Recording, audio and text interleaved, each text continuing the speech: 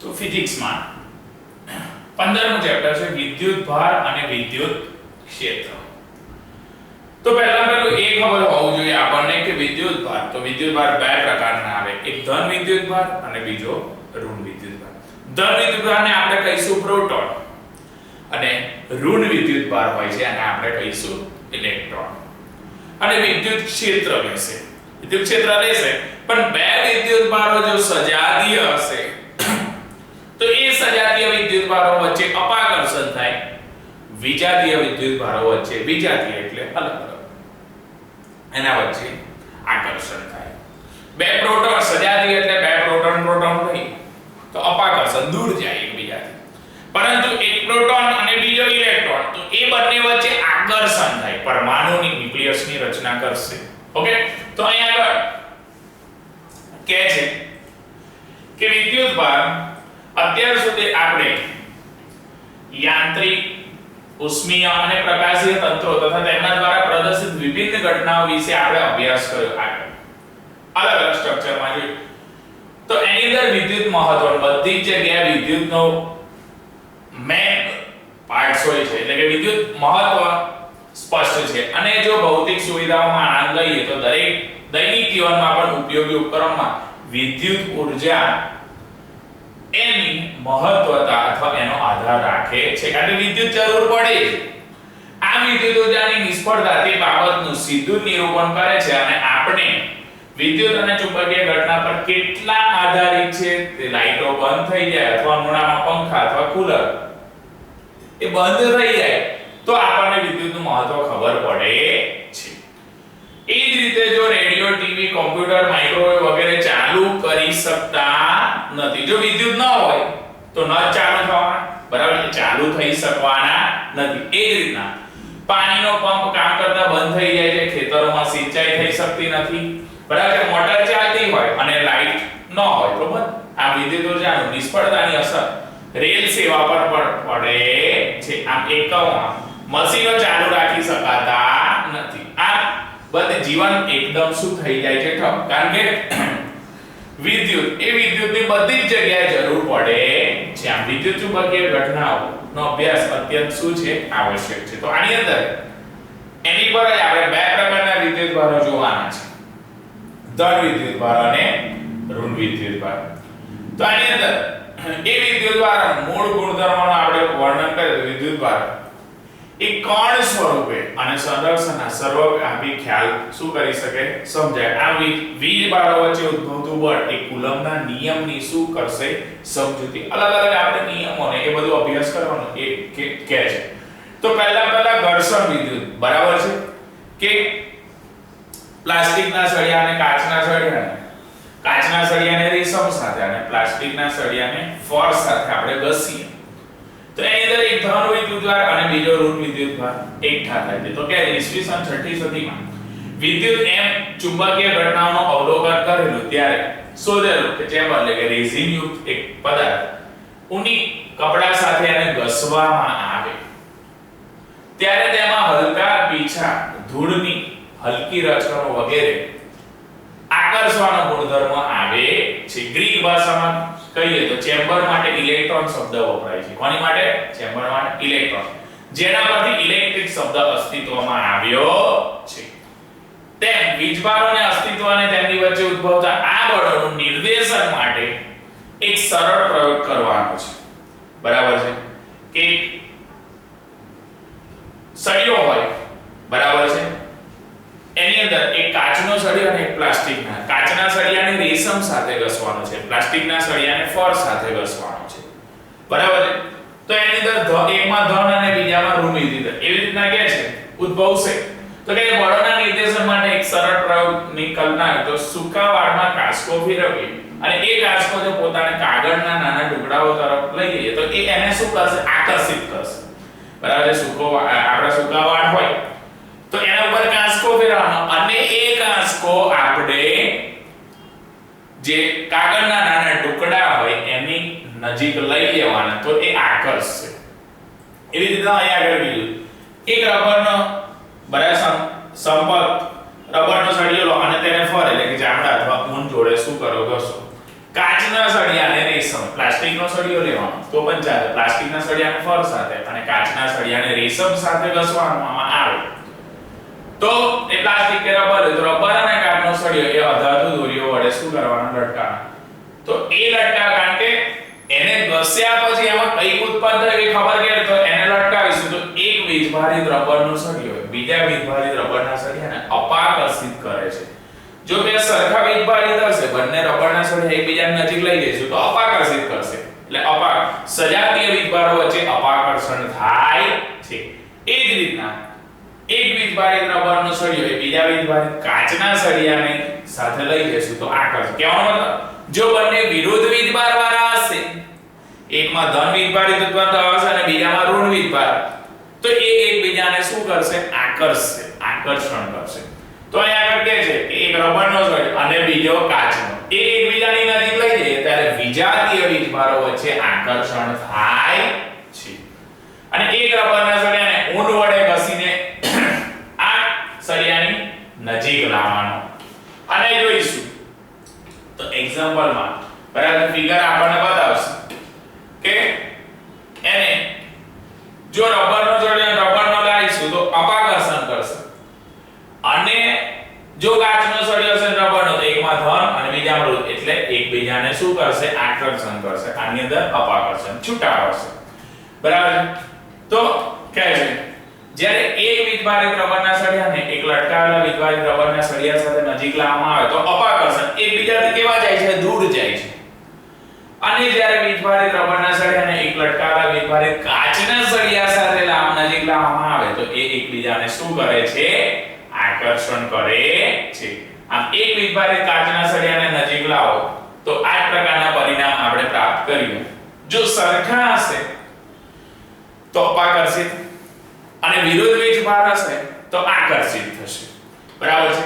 તો એક વીજભારિત રબરનો સળિયો બીજા વીજભારિત કાચના સળિયાને બરાબર છે અપાકર્ષિત નહીં કરે, રબરનો અને કાચનો બંને આકર્ષણ કરશે, પરંતુ વીજભારિત આ રબરના સળિયાને અપાકર્ષિત કરે. રબર હશે, બંને સેમ હશે તો અપાકર્ષિત, વિરુદ્ધ હશે તો આકર્ષિત. એટલે કહે છે આમ કાચનો સળિયો અને બીજો કાચનો સળિયો હશે તો અપાકર્ષિત કરશે, પણ એક કાચનો સળિયો હશે અને બીજો રબરનો સળિયો હશે તો આકર્ષિત કરશે.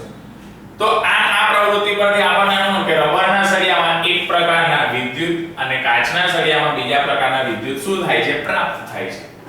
તદુપરાંત જો સજાતીય વીજભારો તો એકબીજાને અપાકર્ષિત કરતા હતા, વિજાતીય વીજભારો હશે તો એકબીજાને આકર્ષિત કરતા હતા. એના પર સૂચવ્યું કે કાચના સળિયા પર રહેલા વીજભારને આપણે ધન લઈશું અને રબરના સળિયા પર રહેલા વીજભારને આપણે ઋણ લઈએ છીએ. આમ ચિહ્ન પર આ પરંપરા ત્યારથી ચાલુ થઈ છે. એકવાર વસ્તુ ઘર્ષણ દ્વારા વીજભારિત થઈ જાય ત્યારે બીજા વાહક વસ્તુને બે એ રીતના વીજભારિત કરી શકાય છે. આ વહન દ્વારા એક વીજભારિત વસ્તુને બીજા વીજભારિત વસ્તુ સાથે સ્પર્શ કરવામાં આવે, જો બંને વિરુદ્ધ વીજભાર દ્વારા આવે તો આકર્ષણ થાય, બરાબર છે, અને સરખા આવે તો અપાકર્ષણ થાય. આમ આપણે એક વીજભારિત વસ્તુને બીજા વીજભારિત વાહક વસ્તુ તેને નજીક લાવીને તેને ભૂસંપર્કિત કરી અને એક સાથે વીજભારિત વસ્તુ અને ભૂસંપર્ક હટાવી લે છે. જો વિરુદ્ધ વાળા હશે તો દૂર જશે, બરાબર, વિરુદ્ધ વાળા હશે તો સોરી એ નજીક જશે, બરાબર, આકર્ષણ થશે, અને સમાન હશે તો દૂર જશે. એના પરથી આપણને વિદ્યુતભારના સંરક્ષણનો નિયમ કહે છે. તો વિદ્યુતભારના સંરક્ષણના નિયમમાં કહે છે કે જ્યારે એક કાચના સળિયાને રેશમ જોડે ઘસવામાં આવે છે તો તે સળિયો ધન વીજભારિત અને રેશમ ધન વીજભારિત થાય છે. આ રેશમ એ ઋણ વીજભારિત થઈ જાય. આમ કાચના સળિયા પર એટલે કહેવાનો મતલબ કાચના સળિયાને ઘસ્યો તો રેશમ સાથે કાચનો સળિયો ધન ભારિત તો પેલું રેશમ ઋણ વીજભારિત થયો. આમ કાચના સળિયા પર રહેલો ધન વીજભાર અને રેશમ પર રહેલો ઋણ વીજભાર એ સમાન જથ્થામાં હોવા જોઈએ, કારણ કે બેઉ પદાર્થ સામાન્ય સ્થિતિમાં વિદ્યુત કેવું હોય છે, તટસ્થ હોય છે. આમ કાચ પ્લસ રેશમનો કુલ વિદ્યુતભાર એ સંરક્ષિત હોય. બીજા અર્થમાં વિદ્યુતભારોને ઉત્પન્ન કરી શકાતા નથી કે એનો નાશ પણ કરી શકાતો નથી. તે માત્ર તંત્ર ની વસ્તુથી એક વસ્તુમાંથી બીજી વસ્તુમાં શું થાય છે? સ્થાનાંતરિત થાય છે. અને વીજભારોના આ સ્થાનાંતરણના તંત્રની ઉષ્મીય ઊર્જાના વૃદ્ધિને કારણે થાય છે.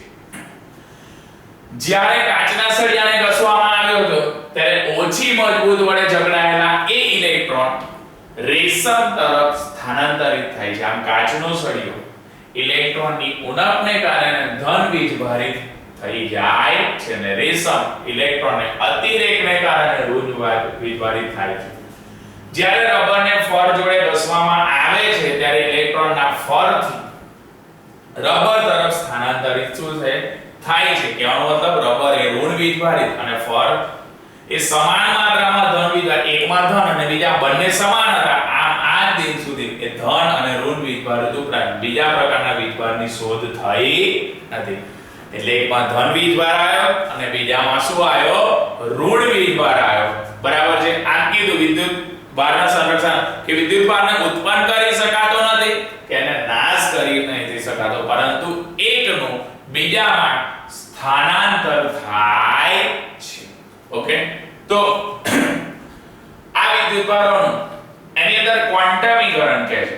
તો વિદ્યુત ભારોનું ક્વોન્ટમીકરણમાં કહે છે કે 1909 માં મિલિકન નામનો રિસર્ચ ફિઝિક્સ ભૌતિક શાસ્ત્રી એ મિલિકન નામના રોબર્ટ મિલિકન એ પ્રયોગ દ્વારા સાબિત કર્યું કે કોઈ પણ વિદ્યુતભાર એક નિશ્ચિત ન્યૂનતમ વિદ્યુતભારના મૂલ્યના પૂર્ણ ગુણાંકમાં જ હોય છે. આ હકીકતને વિદ્યુતભારનું ક્વોન્ટમીકરણ કહેવાય. શું કહેવાય છે એને? ક્વોન્ટમીકરણ. કે વિદ્યુતભાર કોઈક નિશ્ચિત એનું ન્યૂનતમ મૂલ્ય હોય, એ ન્યૂનતમ વિદ્યુતભારના મૂલ્યના પૂર્ણ ગુણાંકમાં હોય છે. અડધો ગુણાંક ચાલે નહીં, પૂર્ણ ગુણાંકમાં એટલે પૂર્ણાંક સંખ્યામાં હોય તો આ હકીકતને વિદ્યુતભારનું ક્વોન્ટમીકરણ. અને આ મૂળભૂત વિદ્યુતભાર એટલે ઇલેક્ટ્રોનનો વિદ્યુતભાર જેના વડે દર્શાવવામાં આવે છે. આ વિદ્યુતભારને મૂળભૂત એકમ પણ કહેવામાં આવે છે. આ કોઈ પણ પદાર્થ પરનો આ વિદ્યુતભાર એ મૂળભૂત વિદ્યુતભારના પૂર્ણ ગુણાંકમાં હોય છે. અર્થાત જો કોઈ પદાર્થ પર રહેલો વિદ્યુતભાર હોય અને જો તે પૂર્ણ ગુણાંકની સંખ્યાને મૂળભૂત વિદ્યુતભાર તરીકે લઈ શકાય છે. એનો મતલબ કે કોઈ પણ વીજભારિત વસ્તુમાં અથવા એની માત્રામાં વીજભારના એ જે કણો હોય એ હોઈ શકે છે. એ વિદ્યુતભારનો જથ્થો સાતત્ય ધરાવતો નથી, પરંતુ પેકેટ સ્વરૂપે નિશ્ચિત ભારના અસ્તિત્વ એ શું કરે છે? પેકેટ સ્વરૂપે ધરાવે, પરંતુ એનું અસ્તિત્વ તો હોય જ છે. એના મૂલ્યથી ઓછા વિદ્યુતભાર એટલે કે અપૂર્ણાંક વિદ્યુતભારનું મૂલ્ય મેળવી શકાતું નથી. અપૂર્ણાંક ગણો હશે કારણ કે આપણને પૂર્ણાંકની વાત કરી, એટલે એ પૂર્ણાંકનું મૂલ્ય મેળવી શકાય છે, પરંતુ અપૂર્ણાંકનું મૂલ્ય મેળવી શકાતું નથી. આમ એ જે ભૌતિક શાસ્ત્રી હતો મિલિકન, એ મિલિકને એના સમયમાં કેટલાક પ્રયોગો દર્શાવ્યા અને ઇલેક્ટ્રોનના વીજભાર અને પ્રોટોનમાં વીજભાર હોય છે, આમ ન્યુટ્રોનમાં કોઈ વીજભાર હોતો નથી. એટલે એને ડિફાઇન કર્યું કે જે એકમાં ધન વીજભારિત હતો બીજો ઋણ વીજભારિત હતો, તો કે ધન વીજભારિતને એને પ્રોટોન કહી દીધા અને ઋણ વીજભારિત હતા એને ઇલેક્ટ્રોન કીધા. કાચનો સળિયો હતો એ ધન વીજભારિત કારણ કે કાચના સળિયાને રેશમ સાથે ગળ્યો છે અને પ્લાસ્ટિકના સળિયાને ફર સાથે અથવા રબર. તો જે કાચનો સળિયો હતો એની અંદર ધન વીજભારિત ઉત્પન્ન થતો હતો અને પ્લાસ્ટિકનો અથવા રબરનો તો એની અંદર ઋણ વીજભારિત ઉત્પન્ન થતો હતો. તો ધન વીજભારિત જે ઉત્પન્ન થયો એનું નામ પ્રોટોન આપ્યું મિલિકન અને ઋણ વીજભારિત હતો એનું નામ ઇલેક્ટ્રોન આપ્યું. અને જેનો વીજભાર ન હોય એની માટે ન્યુટ્રોન કીધું. ન્યુટ્રોનમાં કોઈ વીજભાર હોતો નથી. પ્રત્યેક પરમાણુમાં સમાન સંખ્યામાં ઇલેક્ટ્રોન અને પ્રોટોન જેટલા પોઝિટિવ હોય કોઈ પણ પરમાણુ હોય તો એમાં જેટલા પોઝિટિવ એટલા જ શું હોય છે? નેગેટિવ હોય છે. બરાબર છે. એટલે પરમાણુ એ વિદ્યુતની દ્રષ્ટિએ કેવો હોય? તટસ્થ. બરાબર છે. તેથી એ તટસ્થ હોય છે અને એ તારણ પરથી આપણે કાઢી શકીએ કે માત્ર બે જ પદાર્થમાં બે જ પ્રકારના વીજભારો આવે છે, એક ધન વીજભાર અને બીજો ઋણ. આ વીજભાર સંરક્ષિત રહે છે અને વીજભાર ક્વોન્ટમીકૃત હોય છે. બરાબર છે. આ વિદ્યુતભાર સંરક્ષિત એટલા માટે બરાબર છે કે વિદ્યુતભારને ઉત્પન્ન કરી શકાતો નથી કે નાશ, પરંતુ એનું એકમાંથી બીજામાં શું થયું? સ્થાનાંતર. અને આની અંદર મેઈન વસ્તુ એ યાદ રાખવાની કે સજાતીય વિદ્યુતભારો છે સરખા છે કે મતલબ અહીંયા આગળ નામ આપ્યું ધન માટે પ્રોટોન અને ઋણ માટે ઇલેક્ટ્રોન. જો પ્રોટોન હોય તો અપાકર્ષણ થાય સજાતીય હોય તો, અથવા ઇલેક્ટ્રોન હોય તો પણ અપાકર્ષણ થશે. પરંતુ જો પ્રોટોન અને ઇલેક્ટ્રોન હોય તો એકબીજાને શું કરે? આકર્ષે. એ રીતના પરમાણુની રચના થાય બરાબર છે. એટલે પરમાણુના કેન્દ્રમાં એ પ્રોટોન હોય બરાબર છે, પ્રોટોન ને ન્યુટ્રોન હોય, આજુબાજુ શું હોય છે? ઇલેક્ટ્રોન હોય છે.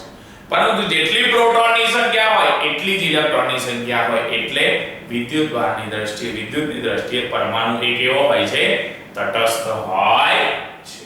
ઓકે,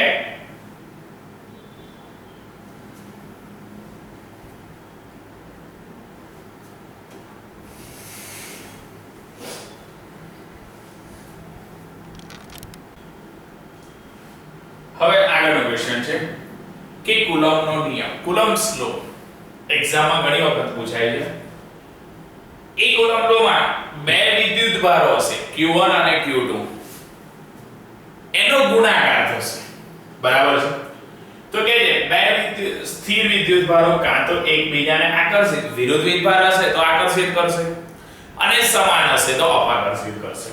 તો એકબીજાને આકર્ષિત અથવા અપાકર્ષિત કરે છે તેમની વચ્ચે ઉદ્ભવતું આ આકર્ષણ અથવા અપાકર્ષણ બળ તેમની પ્રકૃતિ ઉપર આધાર રાખે છે. પ્રકૃતિ એટલે કે ધન છે કે ઋણ, એના પર આધાર રાખે છે. આમ કુલમ્બે આ બળની પ્રકૃતિનો અભ્યાસ કર્યો અને એના ઉપર રિસર્ચ કર્યું. 1785 માં તેને નિર્ધારિત કરનાર એક મૂળભૂત નિયમ પર પ્રસ્થાપિત કર્યો. અવલોકન પરથી દર્શાવ્યું કે બે સ્થિર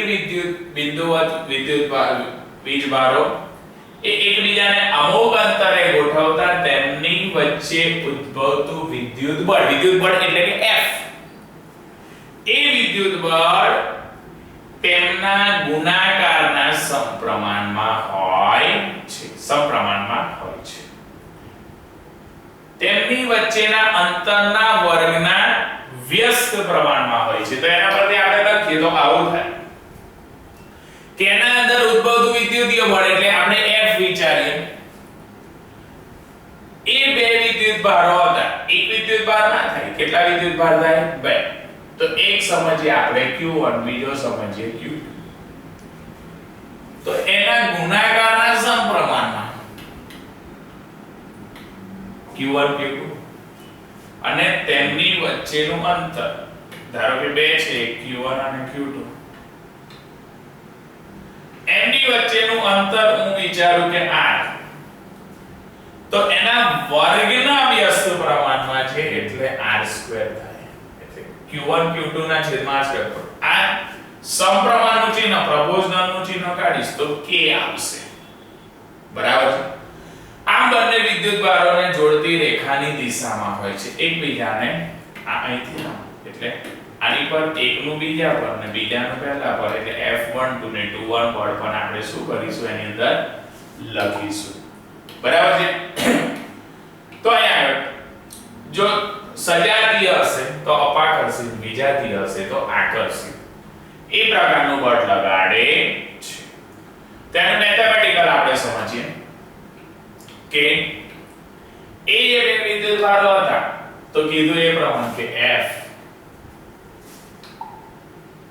proportional to Q1 Q2 ના છેદમાં r².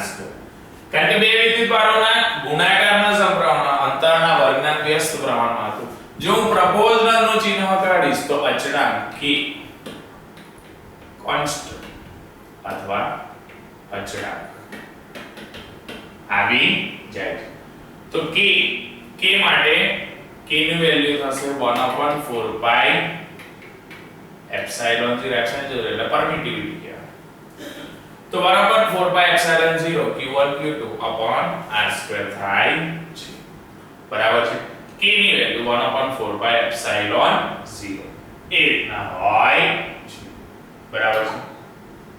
તો એ કે જે અચળાંક હતો આ એ એપ્સિલોન ની નોટ એ શૂન્યાવકાશનો પરમિટિવિટી કહેવાય છે. બરાબર છે એપ્સિલોન 0 હતું એ એપ્સિલોન 0 એટલે આ તો એને શૂન્યાવકાશની પરમિટિવિટી કહેવાય છે અને આ માધ્યમનો એ જે વિદ્યુતભાર છે એનો અર્થ જો વિદ્યુતભારોને એક જ તંત્રને પદાર્થના માધ્યમમાં મૂકવામાં આવે તો તે કુલમના બળની માત્રા એ શૂન્યાવકાશની માત્રા કરતા મિત્ર થશે આ અચળાંકનું મૂલ્ય એ સંબંધિત રાશિઓના એકમો પર શું હોય છે આધારિત નિર્ભર હોય છે અને એ પદ્ધતિમાં વિદ્યુતભારને 1 કુલમ એ વિદ્યુતભારનો એકમ કુલમ હોય છે કુલમના પ્રવાહને એકમ એમ્પિયરના પદમાં પણ શું કરી શકીએ છે પ્રવાહ એને વ્યાખ્યાયિત કરી શકાય આમ જે વ્યાખ્યાયિત કરશે તેની અંદર જે પરમિટિવિટીની વેલ્યુ એપ્સિલોન 0 k ની વેલ્યુ 8.85 ગુણ્યા 10 ની -12 થાય તો એને એકમ કેવી રીતના લીધો તો ઉપર q1 અને q2 હતા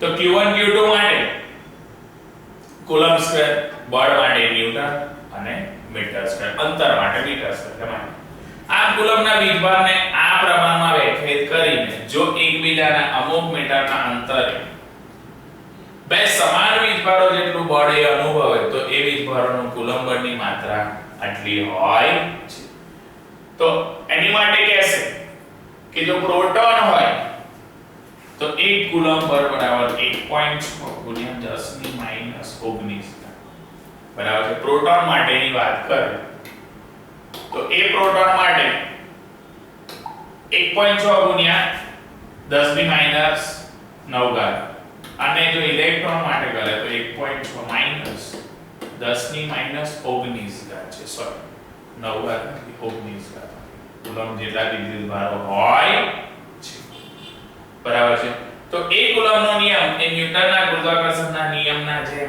વ્યસ્ત વર્ગનો નિયમ પણ કહેવાય છે એવું કહી શકાય બરાબર છે આ યાંત્રિક બળના વિપરીત કુલમ પર એ અમુક અંતરે લાગુ પડે તો 1 કુલમ એ ગણો તો વિદ્યુતભારનો એકમ એ કુલમ છે બરાબર એ કુલમ થયા પછી એ જાણવા માટે જો પ્રવાસીએ ભરેલું બસનું 5000 એક એક્ઝામ્પલ નાનો કે છે તો એની અંદર આપણે જોઈએ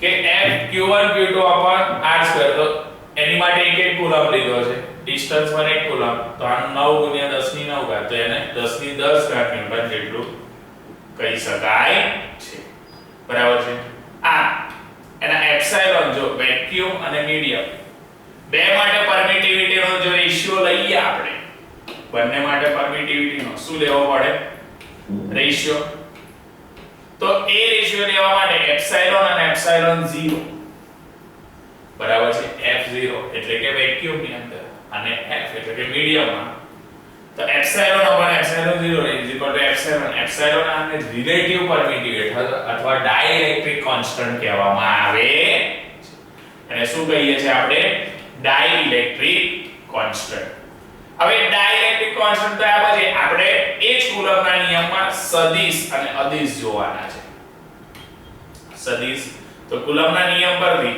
એ સદિશનું રૂપ અને અદિશનું રૂપ તો ડાયાગ્રામ પણ આપશે કે બે છે q1 અને q2 બંને વચ્ચેનું ડિસ્ટન્સ r છે તો આ બાજુ f12 અને f21 બરાબર છે જો અપાકર્ષણ કરશે તો એકબીજાને આકર્ષણ કરશે તો f1 એટલે 1 નું 2 પર અને 2 નું 1 પર એ રીતના એનું આપણે સદિશ ને અદિશ શું કરીશું દર્શાવીશું બરાબર છે તો આ રીતના ડાયાગ્રામ યાદ રાખવાનો અને થિયરી જોઈએ આપણે તો કે જ્યારે આ બળ એક સદિશ રાશિ છે કારણ કે દિશા જો મૂલ્ય અને દિશા બંને દર્શાવીએ તો સદિશ રાશિ જાય કહેવાય અને જે રાશિને દર્શાવવા ફક્ત મૂલ્યની જરૂર પડે એને અદિશ રાશિ કહેવાય દિશાની જરૂર ન પડે બરાબર ફક્ત મૂલ્યની જરૂર પડે એને અદિશ કહેવાય અને જે રાશિને દર્શાવવા માટે આપણને મૂલ્ય અને દિશા બંનેની જરૂર પડે એને સદિશ કહેવાય બરાબર સ્કેલર અને વેક્ટર આવે આમ બે વીજભારો વચ્ચે આ લાગતા બળને સદિશ વડે દર્શાવવામાં આવેલું ઉપર એરો બતાવે સમીકરણને સદિશ રૂપમાં વ્યક્ત કરવું જોઈએ ત્યારે તમે કે કુલમ્બનો નિયમ માત્ર બિંદુવત વીજભારો માટે સમુચિત છે એટલે માત્ર બિંદુવત વિદ્યુતભારો માટે દર્શાવે જો કોઈ બિંદુવત વીજભારો અને એકબીજાને અમુક અંતરે રહેલા હોય ધારો કે એ વીજભારોને લીધે દ્વારા અનુભવાતું બળ એ શું કરી શકે છે દર્શાવે આ વીજભારને લીધે દ્વારા અનુભવાતું બળ એ આપણને એ તરફની દિશામાં એકમ સદિશ વડે શું કરવામાં આવે છે દર્શાવ આમ F12 q1 q2 r12 એટલે r નો સ્ક્વેર પરંતુ પહેલો ને બીજો એટલે q વિદ્યુતભાર છે r12 નો સ્ક્વેર માનાંકમાં તો સદિશ માટે આ રીતના આપણે શું કરીશું દર્શાવીશું બરાબર છે આ F12 માટે q1 q2 અને r12 નો સ્ક્વેર એ રીતના F નું 1 પરથી 2 પર છે હવે 2 નું 1 પર બરાબર છે તો વિરોધ થાય 1 નું 2 અને 2 નું 1 પર બરાબર છે તો minus k q1 q2 r12 નો સ્ક્વેર અને સદિશમાં r12 બરાબર છે 1 નું 2 પર અને 2 નું 1 પર એ રીતના આપણે કહી શકીએ છીએ તો અહીં કહે છે એકબીજાને અમુક અંતરે બે વિદ્યુતભારો જો બે ધન વિદ્યુતભારો વચ્ચે ઉદ્ભવતું અપાકર્ષણ ધન અને ઋણ વિદ્યુતભારો વચ્ચે ઉદ્ભવતું આકર્ષણ બળોની દિશા આ સમીકરણમાં ધન ચિહ્ન એ આકર્ષણ બળ દર્શાવશે અને ઋણ ચિહ્ન એ અપાકર્ષણ દર્શાવે છે તો આ કુલમ્બના નિયમ પરથી આ બે વીજભારો વચ્ચે એની ક્રિયા અને પ્રતિક્રિયાનો નિયમનો ક્રિયા એટલે કે બંને વચ્ચે આકર્ષણ થાય તો ક્રિયા બંને એકબીજાથી દૂર પડે તો પ્રતિક્રિયા એટલે F નું 1 2 પર તો વિરોધ હોય તો F21 પર બરાબર છે તો માઈનસ ચિહ્ન એ અપાકર્ષણ દર્શાવશે અને પ્લસ ચિહ્ન એ આકર્ષણ દર્શાવે છે આ F12 બરાબર છે F12 F21 1 નું 2 પર અને 2 નું 1 પર તો F12 k q1 q2 ના છેદમાં r2 અને r શું દર્શાવશે સદિશમાં દર્શાવે છે તો એના પરથી આપણે સંપાતપણા એટલે સુપરપોઝિશન પ્રિન્સિપલ જોઈએ કે સંપાતપણા શું સિદ્ધાંત છે સંપાતપણાનો સિદ્ધાંત અહીં q1 q2 q3 અને q4 છે અહીંયા આગળ તો 1 અને 2 વચ્ચે r12 1 અને 3 વચ્ચે r13 અને 1 અને 4 વચ્ચે r14 એ રીતના આપણે ચાર વિદ્યુતભારો લેવાના તો સંપાતપણાના સિદ્ધાંતમાં કહે છે જો બે કરતા વધારે વીજભાર હોય અને એને આપણે સમીકરણમાં બે વીજભારો વચ્ચે લાગુ પડતા બળનું મૂલ્યની ગણતરી કરી શકીએ છીએ અને ઘણા બધા આ વીજભારો એની અંદર q1 q2 q3 અને q4 આ બાકી બધા વીજભારો પર લાગુ પડતું હોવાથી એના માટે સમીકરણો લખીશું બરાબર છે તો જો 1 2 માટે લાગતું હોય પહેલા અને બીજા બે વીજભારો માટે લાગતું હોય તો k q1 q2 r1 r2 એટલે r12 નો સ્ક્વેર ને સદિશમાં r1 1 અને 3 વચ્ચે લાગતું હોય તો k q1 q3 r13 square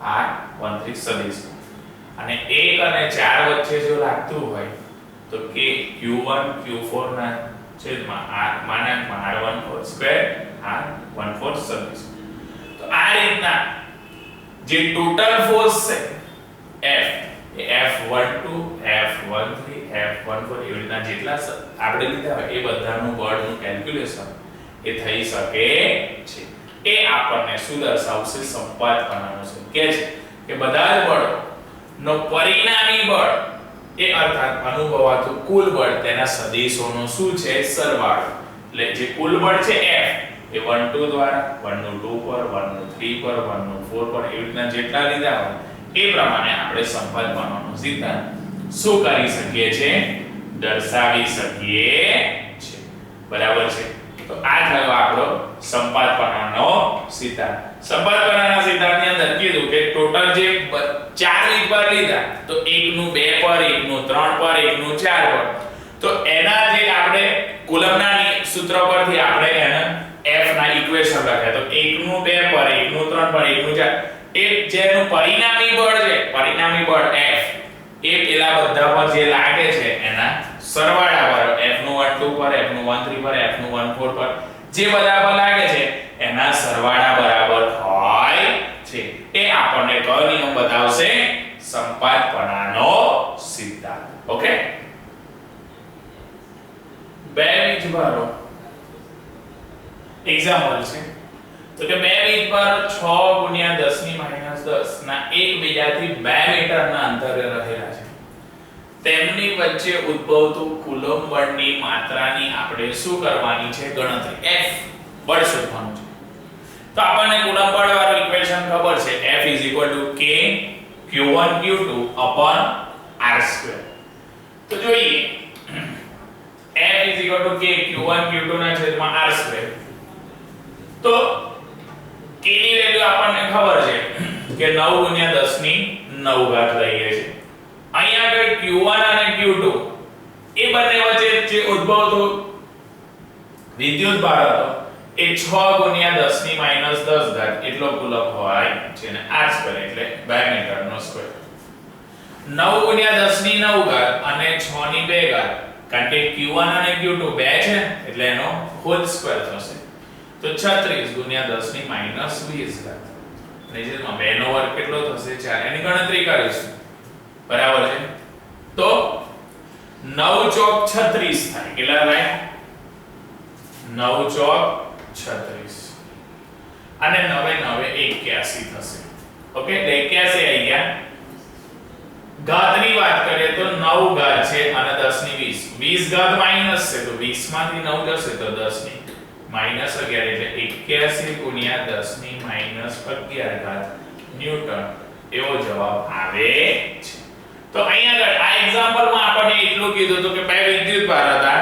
એ વિદ્યુત ભારમાં વિદ્યુત ભારોનો જે ચાર્જ છે એ 6 × 10⁻10 એટલે 2 છે તો એનો વર્ગ લખાય. K ની વેલ્યુ આપણે જે કોન્સ્ટન્ટ માટે પરમિટિવિટી માટે લઈએ 9 × 10⁹ અને એ બંને વચ્ચેનું ડિસ્ટન્સ પણ આપણને આપેલું છે કે 2 મીટર એટલે 2 નો વર્ગ થશે. એટલે 2 નો વર્ગ કેટલો થઈ જશે? 4. ઓકે, એના પછી આપણે આગળનો જોઈએ કે આગળની થિયરી શું કહેવા માંગે છે? વિદ્યુત ક્ષેત્ર છે. શું છે? વિદ્યુત ક્ષેત્ર, ઇલેક્ટ્રિક ફીલ્ડ. તો એ વિદ્યુત ક્ષેત્ર માટે એકબીજાથી અમુક અંતરે મૂકેલા બે વીજભારો, કેટલા વીજભારો? 2.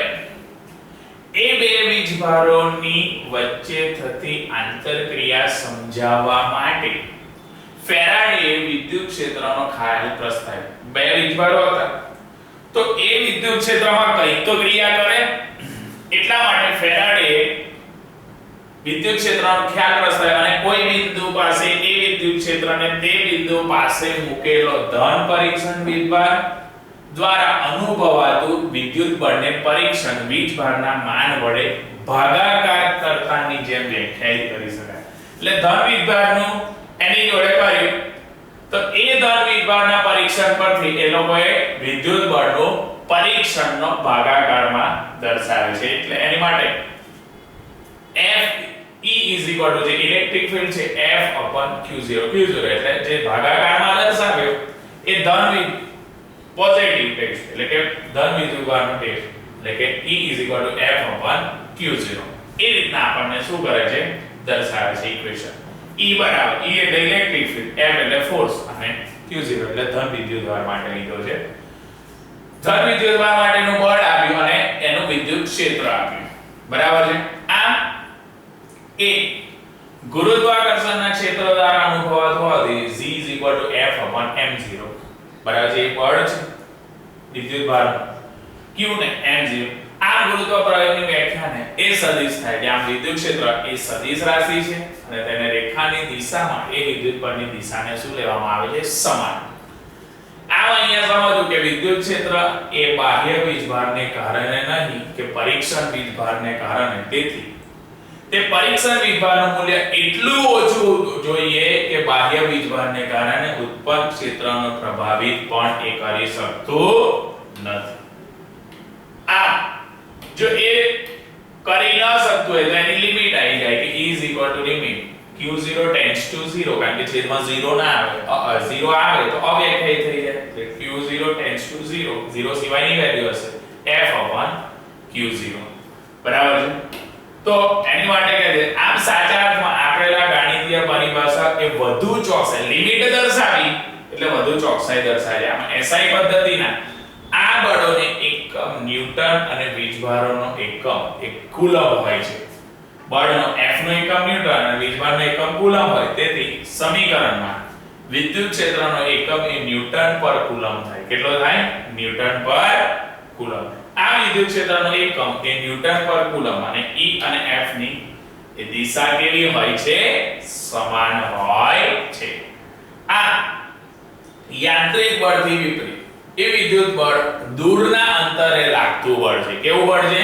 યાંત્રિકમાં નજીક વિદ્યુત બળ એ દૂરના અંતરે લાગતું બળ છે તો એના પરથી એક પરીક્ષણ કરશે તો એમાં ફિગર આપશે બરાબર આ રીતના દૂર લાગતું એક સ્ફિયર લીધો છે અહીં ધન છે બીજા તો એને એકબીજા પર શું કરશે બળ લગાડશે તો એક પરીક્ષણમાં વીજભાર અને વીજભાર ધરાવતો એક સમાન રીતે વીજભારિત ધાતુનો ગોળો દર્શાવેલો છે આ એ બિંદુએ ABCD ની આસપાસ એકમ ક્ષેત્રફળ દીઠ વીજભાર ઘનતા સમાન છે એને વીજભારની ઘનતા સમાન લીધી છે વીજભાર એ વીજભારના વિતરણને એક સમાન રીતે વીજભારિત ધાતુનો ગોળો અને પરીક્ષણ વીજભાર અને ગોળાના વીજભારનું પુનઃવિતરણ જ્યારે બીજો વીજભાર તેની નજીક લાવવામાં આવે છે સરખા હશે બધું આ બદલ્યા વગર એ બળનું મૂલ્ય માપન કરવું તો તેના પરથી તેની સ્થિતિ શું કરશે દર્શાવે છે એ કિસ્સામાં પરીક્ષણમાં વીજભારની હાજરીમાં પૃષ્ઠ વીજભાર ઘનતામાં શું કરે છે ફેરફાર પામે છે પરિણામે પરીક્ષણ વીજભાર દ્વારા અનુભવવાનું વિદ્યુત બળ પણ ફેરફાર પામે છે એની અંદર જે પરિણામ તો વિદ્યુત બળ હશે એની અંદર પણ ફેરફાર થશે કારણ કે પરીક્ષણ વીજભારની હાજરીમાં બળનું માન તેને અનુરૂપ પરિસ્થિતિમાં બળના માનથી કેવું હોય છે કે આ બળનું માન હોય માનાંકમાં પરંતુ તેને અનુરૂપ પરિસ્થિતિમાં એ બળના માનથી કેવું હોય છે પરંતુ વગર બળનું માપન થઈ શકતું નથી જો તેનું મૂલ્ય એની સરખામણીમાં અતિ સૂક્ષ્મ હોય લિમિટ લીધો તો ટેન્ડ્સ ટુ 0 એટલે અતિ સૂક્ષ્મ હોય તો ગોળામાં વીજભાર એ વિતરણ નહિવત પ્રભાવિત થશે ફેલાયેલો એ નહિવત પડે અને માપનના પરિણામોએ બળના વાસ્તવિક મૂલ્યની અત્યંત સન્નિકટ નજીક હશે અર્થાત લગભગ સમાન હશે એના પરથી કહી શકાય કે આ બાબતનો સ્વીકાર કરશો અને પરીક્ષણ એ અતિ સૂક્ષ્મ હોવો જે ધારી રહીએ કે બિંદુવત વીજભાર q આમ q0 પરીક્ષણ વીજભાર r ને q થી અમુક અંતરે શું કરેલું છે મૂકેલું છે જેથી પરીક્ષણ વીજભાર દ્વારા એ અનુભવાતું એ એનું શું દર્શાવશે બળ દર્શાવશે તો મેથેમેટિકલ સ્ટેપ આખું દર્શાવશે કે f એ q લીધો તો અને બીજો શું લીધો તો q0 લીધો તો હવે એ q ને q0 લીધો તો આપણે પેલા બળવાળા ઇક્વેશનના કુલમના ઇક્વેશનમાં મૂકે f k q1 q2 ના છેદમાં r2 તો એની માટે કરીએ તો f બરાબર k q q0 r2 અને r સદિશમાં આવશે તો ઇલેક્ટ્રિક ફીલ્ડ ઇઝ ડિફાઇન્ડ એટલે એના ફોર્સમાં કરશે તો q0 નેગ્લેક્ટ કરશે તો E કારણ કે બધા q0 ની વેલ્યુ આ q0 અહીંયા આવશે તો f/q0 બરાબર તો એની જગ્યાએ E લખી શકીએ આપણે બરાબર છે આપણે આગળ જોયું હતું એ પ્રમાણે કે એકમ વીજભાર દીઠ બળને વિદ્યુત ક્ષેત્ર તરીકે શું કરવામાં આવતું હતું વ્યાખ્યાયિત કરવામાં આવતું હતું તો કઈ રીતના એ કર્યું તો આ જે f હતો E0 જે q0 જે હતો આના ગુણાકારમાં તો એ f ના છેદમાં q0 લાવી દીધો તો એ વધ્યું શું kq r2 અને r સદિશ બરાબર છે તો f/q0 આપણે એને શું કહેતા હતા e એટલા માટે e બરાબર અને નીચે જ લખીએ આપણે કે e બરાબર આની જગ્યાએ અને ઇલેક્ટ્રિક ચાર્જ કહેતા હતા એટલે E બરાબર kq ના છેદમાં r2 અને r શું આવશે સદિશમાં આવે છે બરાબર છે તો આ રીતના આખું આપણે શું કરીશું એને દર્શાવીશું અને ગ્રાફમાં જો પ્લસ હશે તો પોઝિટિવ તો એમ દૂર જાય છે માઈનસ હોય તો નજીકમાં આવે છે તો એ રીતના આખી positive field E is directed by away from it દૂર જાય છે q નેગેટિવ હશે તો E will directed toward નજીક આવશે બરાબર એની માટે દર્શાવશું